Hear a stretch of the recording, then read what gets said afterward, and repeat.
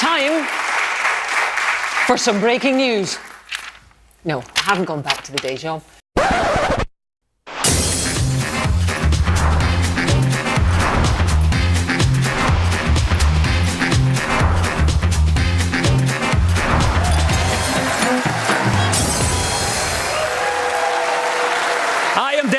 And this is the Breaking the News COP26 special, and we are back in front of a real live audience! Joining me are my old mate, stand-up and farmer Jim Smith, and alongside him is comedian and writer Jay Lafferty. And facing them are stand-up and broadcaster Ashley Storey, and with her is comic writer and performer Raymond Mearns. And yes, this special COP26 episode of Breaking the News is coming to you from Greenock.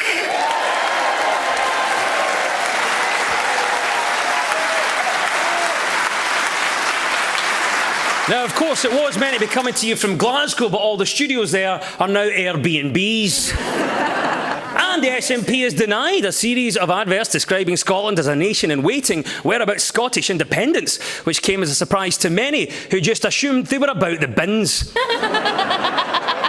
We have got so much to get through, so let's crack on with round one.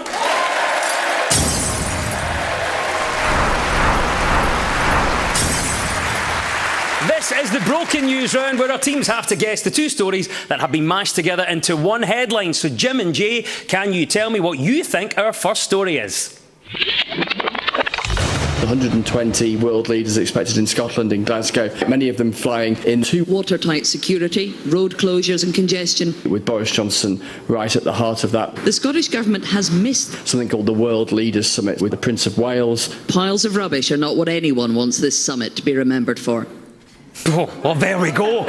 It's all going on. Jay, any thoughts as to what our first story might be? I think our first story is about Glasgow being the host city. It's exactly the right answer. Well done. Yes, Glasgow is the current host of the 26th United Nations Conference of Parties, or COP26 for short. The city has welcomed not only world leaders, but delegates, activists, researchers and protesters from around the globe, not to mention the world's media too. It does seem odd to host a climate change conference in one of the few places that would benefit from global warming.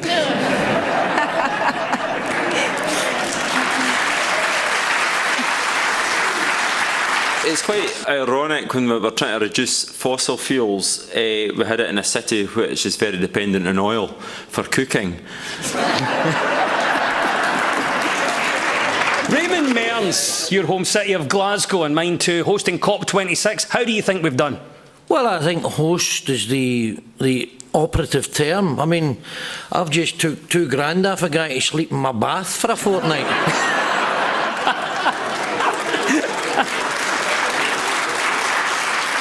So how do you think the people have done then, Jay, specifically? Do you think Glaswegians have embraced COP26? I mean, I think, unlike most of the politicians, the people of Glasgow will be able to stay awake for the opening ceremony. I mean, come on, Joe Biden.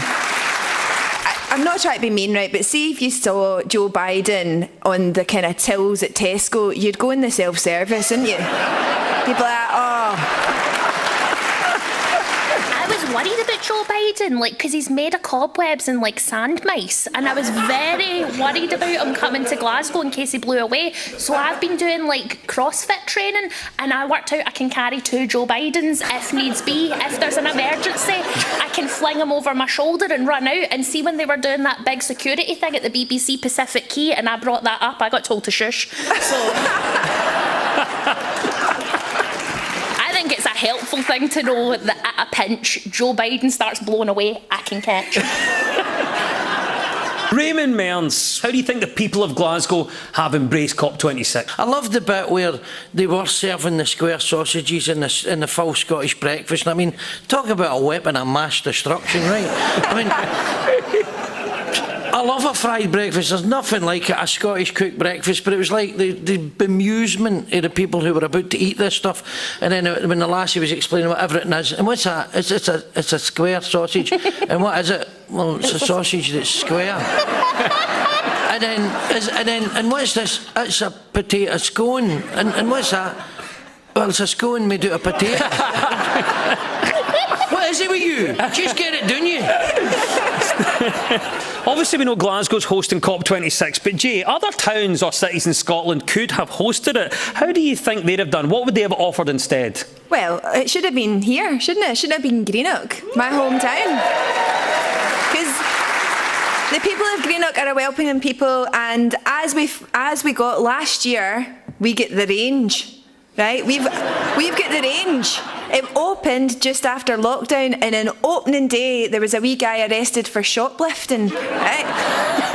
And I think that just sums up my hometown so beautifully, because that guy had missed shoplifting so much that he stood in a queue for 3.5 hours.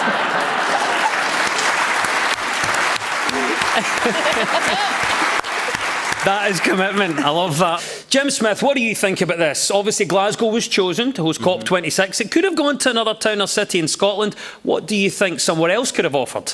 I think Huntly would have had a good chance. Huntly. Well, you see, the whole point of this is to get sustainable agriculture. And Aberdeenshire's the soul of that, you've got the tatties and the barley and the cattle and all that, And as farmers are up there, I've been saying, well, hybrid cars, dual fuel cars, we've been doing them for years, running the Volkswagen Passat on both red and white diesel, There's your solution right there.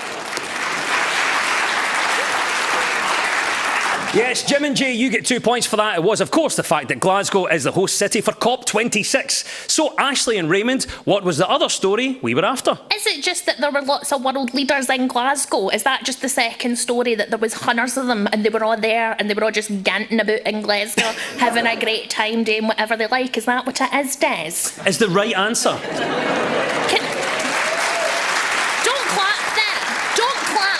Furious about it, Des, because we done 18 months on Zoom, right?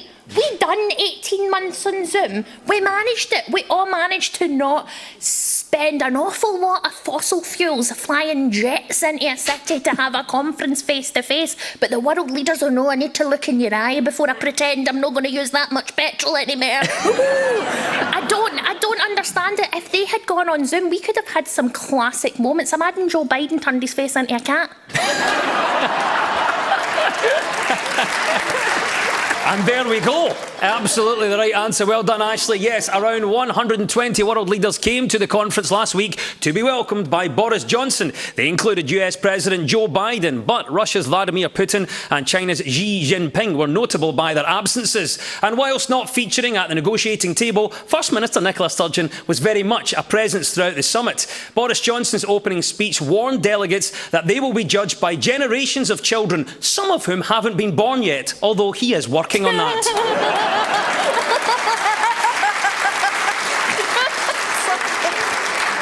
But here we go, Jay. We're talking about world leaders. Do you think they have been sincere, or is it a case of just going through the motions?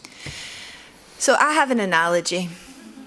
Well, you should get some clearer stuff for it.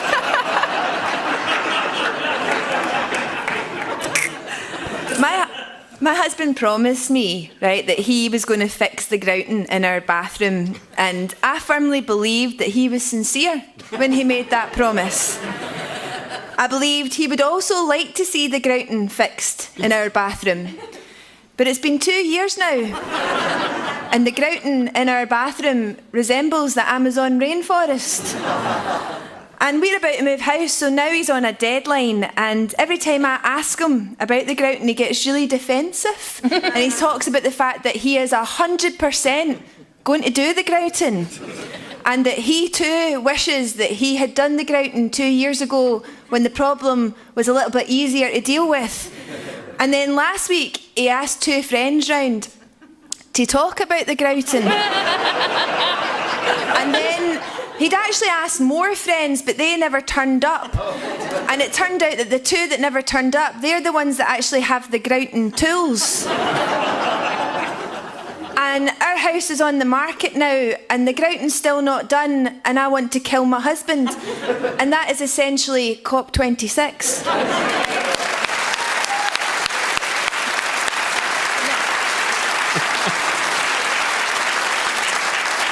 Raymond Mearns, you're a great public speaker. If you were to be there standing up in front of the world at COP26, what would you be saying? I would keep it really short and sweet, and I think you've got to show rather than tell. So I've actually prepared something. What camera are we on this one? So according to www.weatheratlas.com, the average annual temperature in Glasgow in July is 16.8 degrees Celsius. The question I'd like to ask you is this: is that higher or lower than Antarctica on the 6th of February 2020? And the answer is, according to the National Oceanic and Atmospheric Administration, they measured the temperature at the Esperanza Base in Antarctica on the 6th of February 2020, and it was 18.4 degrees Celsius. Oh. Taps off in Antarctica, boys. And that is a fact. Global warming's not happening. Thanks to Raymond Mearns there, protecting the environment by printing out 2 bits of paper. Boris Johnson warned that Team World is 5-1 down at half-time in the fight to tackle global warming, which Scotland supporters would refer to as not a bad first half.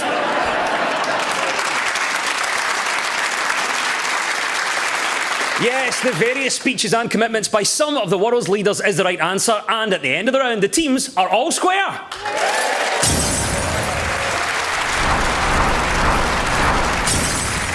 Now, so much of our news is about public opinion, so we've asked a couple of environmentally friendly friends of the show to send us their thoughts on a couple of talking points around COP26. So, Ashley and Raymond, you're first up. What story do you think our own favourite COP, Scott Squad star Karen Bartkey, is on about here? I think, unfortunately, if you don't, then nothing's ever going to change, really, is it? You know, so I think I'm broadly behind them, but I can understand why a lot of people don't appreciate it as well. I think I'm always really surprised at the number of drummers. I didn't know that was a big factor, and that I don't know what comes first, the drumming or the getting involved. And I assume there's quite a lot of referees do it as well, because there's always a lot of whistles. She's talking about all the protesters. That's what she's talking about. Right answer, well done. Across Scotland, protesters have been taking to the streets to make their voices heard about the need to tackle climate change. And in Glasgow, we had Extinction Rebellion in Central Station, the Greenpeace Rainbow Warrior sailing up the Clyde, and a 100,000 people march on George Square. The famous Greenpeace Rainbow Warrior ship arrived in Glasgow with a number of prominent activists on board. There were some real concerns as the vessel sailed up the Clyde. Primarily, does this ship contain Jane McDonald? Jay, what do you think about protesting generally? Is it the most effective way to create change? I think it's a great thing that the protests are happening. The problem might be that there's just too many messages, like insulate your home, free the salmon, plant more trees, become a vegan, save the pandas. I mean, that's a weekend. I've got grouting to do. So. Raymond, what would get you out and about protesting? Do you know what I can't get my hands on at all for years? See, just a white safari shirt with pockets either side. Right? And you remember that some of them came, they were pilot ones with epaulets. You can get them for Waynes, right? And even if a big fat Wayne, right, one that'd fit me. But I can't get a safari shirt, a white one. I don't want a beige one. I don't want a khaki one. I want a white safari shirt that fits me. I just think they're the height of fashion. The height of sophistication. Jim, we're talking about protesters out and about this week. What would get you out and about protesting? What I would do is I would put phones back in the village phone boxes. Yeah. They've taken them all out and they've put defibrillators in them, which is fine if you're having a stroke or something, but no if you're wanting to make a phone call. Got electrocuted trying to phone for a taxi last week. Hold on a wee minute, can I just point out, see if somebody's having a stroke, Jim. Don't use a defibrillator. Because that's not going to help them. 18 years of Grey's Anatomy has taught me that. That does explain a lot, actually. Yeah, defibs are for cardiac arrest. All right. Oh, well, the next time I'm using the defibrillator in the phone box, I'll ask if I could reverse the charges. Lovely work. Worth it there. Yes, the power of protesting is right. 2 points go to Ashley and Raymond. Right, Jim and Jay, it's your turn now. We caught up with comedian and environmental economist Matt Winning. What is Matt Winning talking about here? You know, I've cut down on stuff. I'm going for a cold shower with all my clothes on. And when I come out, I'm putting loads of jumpers on, keeping myself toasty. I've cut down on my, ribeye steaks, trying to get rid of them as much as possible. More broccoli all the time, every day. It's not all on me, This isn't my fault. But what I'm saying is, we can all do our bit. Seems like a lot of pressure on Matt there. Can we decode that, Jade? What do we think Matt's talking about? So I think he's talking about what we personally as individuals can do about climate change. And at this point, I'd like to give a big shout out to my dad, right? Because my dad had drummed kind of energy saving into us as small children, because my dad's favourite hobby was running about the house, turning out all the lights and shouting, "Do you think this is Blackpool Illuminations in here?" Honestly, up until I was about 10, I thought the people of Blackpool were most well known for not turning out their big light. Jim, we're talking about what the individual can do. So what, Jim, are you doing to be more eco-friendly? Well, your man there in the voiceover, it's controversial. I'm a livestock farmer and he's on about cutting down the ribeye, He's talking mince, actually. But what I can say, my fellow farmers are, the penny has dropped with them and they are being more environmental sensitive. And even myself now, especially when Morag's out, I spend a lot of nights on the computer researching corn.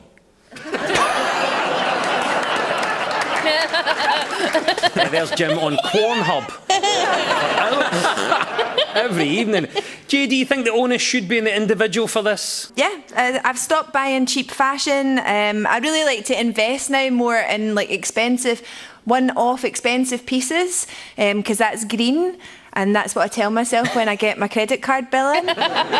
There's a polar bear alive because of my spending. As a one-off expensive piece, is that like salmon paste or something?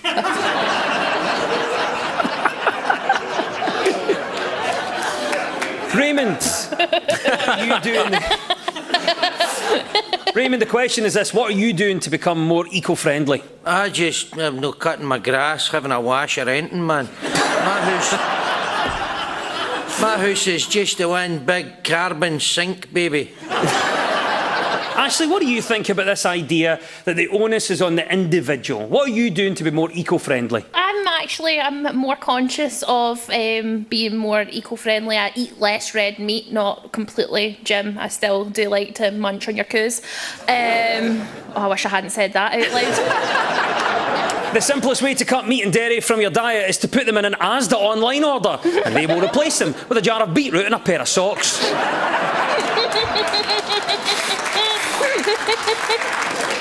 How we can all do our bit to save the environment is the correct answer. 2 points go to Jim and Jay.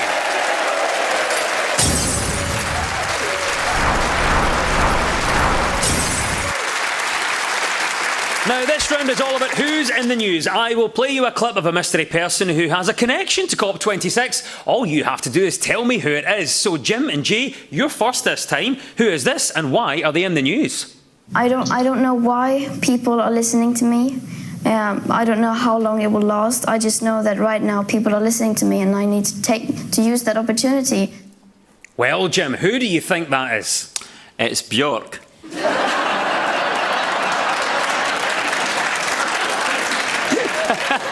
Well, that's Jim's guess. Someone else that might have a connection to COP26. I wonder who it could be. Jay?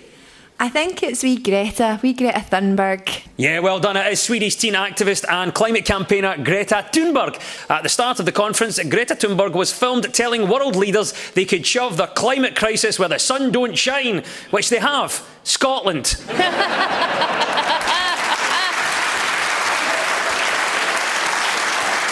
Anyone that that Piers Morgan feels the need to comment negatively on immediately gets my respect. What actually worries you about a young woman with intelligence and principles and determination? What is it about Greta that annoys you so much, Piers Morgan?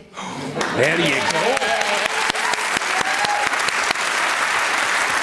What do you think about Greta Thunberg, Raymond Mearns? She's a climate activist. She's been around Scotland for the last couple of weeks. What do you think? How do you think she's done here? I think she's pretty cool now. She went to the first march, but according to Scotsman, never turned up for the second march. So she's probably just wrecked somewhere in a house in Govan.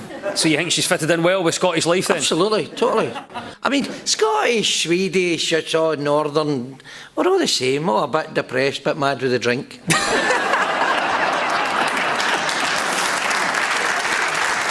It was really nice to see her enjoying herself. Like, she properly looked happy in Glasgow, and it's because she hates global warming. It's Baltic here, so she was loving that. But we taught her our national songs. We took her for a Blue Lagoon. She enjoyed the deep fried sausage. She had a great time. She got her wee bus ticket and waved it. I love Greta Thunberg. I think she's amazing. As a young woman with autism, to stand there and speak to the world and have no fear in the face of men shaking their fists and going, "You're annoying. Everything that's good for you is annoying. That's the point of it. She's your broccoli, and it might not be what you want to look at. You might be sat there going, I want to hear a teenager tell me the world is ending. Well, boo-hoo, Granda. The world is ending."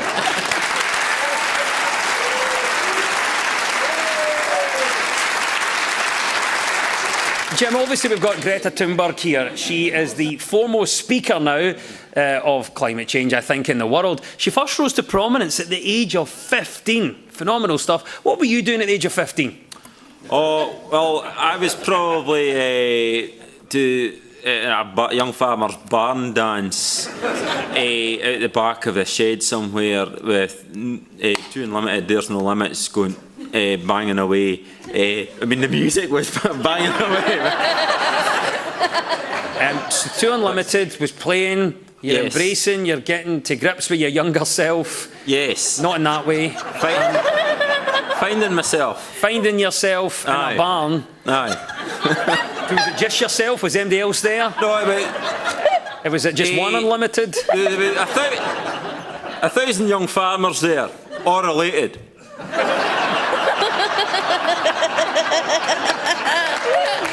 Greta Thunberg invited striking council workers to join the youth march, prompting hundreds of hopeful residents along the route to put out their bins. Yes, well done. 2 points goes to Jim and Jay. That was teen activist Greta Thunberg. Right, Ashley and Raymond, it's your turn now. Who is this? None of this is kind of spoon-fed to you, like I said. I think it's all in the subtext of this movie. And I think it's, you know, it's pertinent to today, but it's not overt. It's not shoving it in people's faces.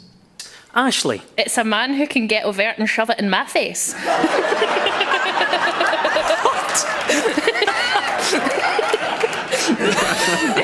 It's Leonardo DiCaprio visited Glasgow recently. Ashley, I can confirm that Oscar-winning actor Leonardo DiCaprio swapped Malibu for Maryhill this week as he lent his support to the UN summit in Glasgow. During COP26, Leonardo DiCaprio was pictured at an event in Maryhill and he looked delighted to be there. People say he's not a good actor.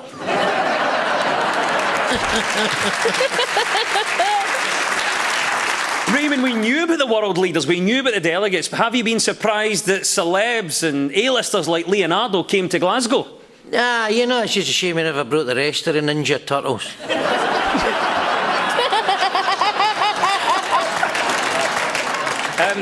What do you think about this then, Jay? We've had Leonardo DiCaprio and others coming to Glasgow for COP26. Are you surprised by the level of celeb like Leonardo coming to Glasgow? Glaswegians are always surprised when people... They're surprised when people from Edinburgh come to Glasgow. What are you doing here? Now, Leo actually came to COP26 to join film producer pal Paul Goodenough to help promote his event. Jim, that's why he came to COP26. But in terms of celebrities, who would you love to team up with? I wouldn't mind getting the big yin down to the farm for a day, you know. It'd be lovely, you know. down from Aberdeenshire where he lives now, because he's all windswept and interesting. Round the cows and the sheep and no tickety-boo and all that kind of stuff. And then we go into my workshop and do a bit of welding, I think. That'd be lovely. I love that. Lovely time. I love that.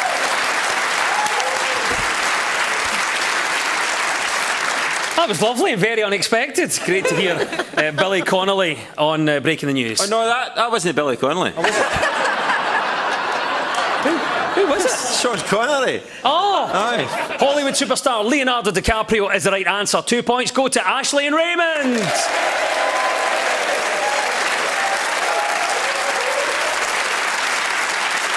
And it's time now for our final quickfire round, which is all about deciphering the numbers in the news. I will read out a climate-related stat. All the teams have to do is fill in the blanks. So get ready, teams. When we run out of time, you'll hear this. It's not easy being green. That's Boris Johnson there, or as he's also known, Kermit the Prime Minister. Right, let's go, teams. Fingers on buzzers. Glasgow aims to be what by 2030? Raymond. Fully carpeted. Glasgow aims to be what by 2030? Jay. Pronounced correctly by Americans. Ashley. Meta, we're rebranding. Glasgow aims to be what by 2030? Jim. Sober. I wish. Never going to happen. The actual answer is that Glasgow aims to be carbon neutral by 2030. There we go, and now you know. It's not easy being green. Oh, there we go. That is our klaxon. It means it's all over. Boris has Johnsoned. And at the end of the quiz, our winners this week are Jim Smith and Jay Lafferty.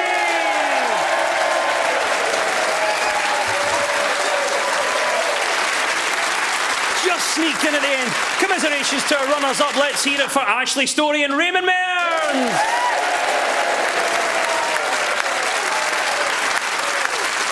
And we'll leave you with the breaking the news. Breaking news just in. Temperatures are expected to rise 2 degrees Celsius above pre-industrial levels by 2040. And if that is accompanied by a cough, the planet will need to self-isolate.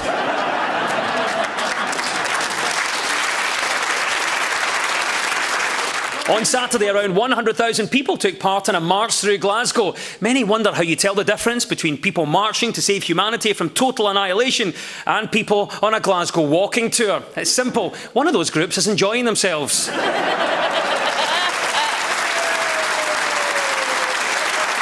As part of a major new climate agreement, almost 200 countries and groups have signed a pledge to phase out coal, which is all very well, but good luck to all the first footers in Hogmanay. Try hauling a wind turbine. COP26 is broken. I've been Des Clark. Goodbye. But I'm not done yet. And this is Breaking the News, the show that breaks the week's news and asks 4 opinionated panellists to put it back together again. And this is a Children in Need special. Joining me are my old mate, stand-up and farmer Jim Smith, and alongside him is comedian and writer Jay Lafferty. And facing them are stand-up and broadcaster Ashley Storey, and with her is comic, writer and performer Raymond Mearns. Now, so much of our news is about public opinion, so we've been out and about talking to some of our youngest viewers. So what are our pals Emile and Danny talking about here? He goes to visit sick children at the hospital sometimes. He loves buses, trains, cars, and he absolutely loves trams. And he loves going to countries like France, Scotland, Spain. And also South Pole. South Pole is Antarctica. Antarctica and the South Pole. He's a very ill creature. He's kind. And he does not cry ever. Oh, Emile and Danny, what about that, ladies and gentlemen? Isn't that lovely? Jim Smith. I thought this guy had his own personal sleigh and all that kind of stuff. So. Oh, you think it's a big man? It might be, aye. You think it's Santa Claus? It could be, aye. It's the wrong answer. Is it? Is Ashley. it our good friend, the very generous Pudsey? Let's see if you're right. It's Pudsey Bear. It's Pudsey Bear. It's time now for our quickfire round, which is all about deciphering the numbers in the news. So I will read out a headline. All the teams have to do is fill in the blanks. So fingers on the buzzers. Let's do this. What happened for the first time on Christmas Day, 1927? Ashley. Pudsey poked his eye. It's the wrong answer. Jay. Did it snow? Did it snow for the first time? On Christmas Day? On Christmas Day. Ever? No. I think it may have snowed before then. On Christmas Day? On Christmas Day? Like a white Christmas? Oh, you don't make me sing the song. I think you'll find I'm right. We thought it was the right answer. We've had a text in from Charles Dickens. Says, no, it snowed before that. It was in my book. That's what he's saying. I can tell you the right answer. What happened for the first time on Christmas Day 1927, and it is this. The BBC's first ever broadcast appeal for children. It was a 5-minute radio broadcast on Christmas Day of 1927, and the response was phenomenal, and it raised £1,143.18. There you go. Well done. Next question. There are currently 2,484 what across the UK? Raymond. Bad children who aren't getting anything off Santa. Imagine using the platform of Children in Need to break that news to those naughty children. It's Raymond Mearns who keeps a close eye on the naughty list. Jim. Is it people sitting in like a bath of beans or something? Might well be. Ashley. Is it projects that are supported by children in need? Unbelievably and brilliantly, you've just given me the right answer. Well done. Yeah, that is correct. There are currently 2,484 projects supported by children in need across the UK. Thank you for your continued generosity. And at the end of the quiz, our winners of this Children in Need special are Ashley Storey and Raymond Mearns. Hang on a minute, I've just spoken to Pudsey. You know what, as it's Children in Need, we're going to call this a draw. So also winners, Jim Smith and Jay Lafferty. The news is broken. I've been Des Clark. This is Pudsey. Goodbye.